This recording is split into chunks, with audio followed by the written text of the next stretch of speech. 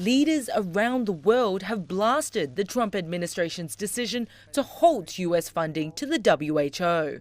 The German foreign minister says the WHO was already underfunded and needs investment to develop and distribute COVID-19 tests and vaccines. New Zealand reiterated its support for the organisation, with Prime Minister Jacinda Ardern saying it had been sharing much needed information and advice. In neighbouring Australia, the message was similar.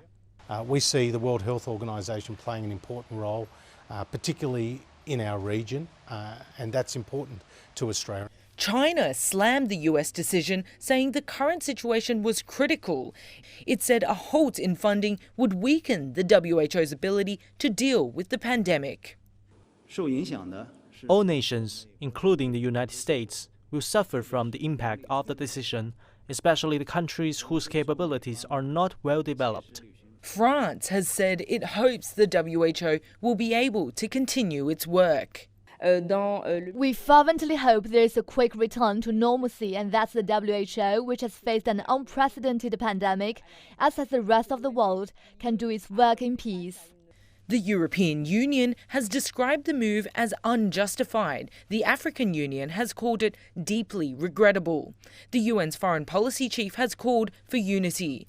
Meanwhile, the Bill and Melinda Gates Foundation says it will boost its funding to the WHO by $150 million. The director of the foundation's offices in Beijing also commented on the US move. We feel at this moment of global crisis, halting funding for the WHO is very dangerous. No other organization can substitute it. The world needs the WHO now more than ever, so we are very worried about this.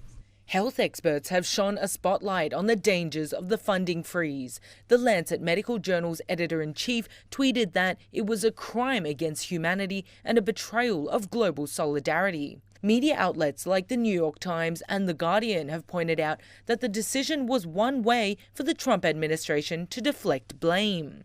But as the death toll from the pandemic continues to grow, the impact on the world, especially those countries most vulnerable, remains to be seen. Nicole Ng, CGTN.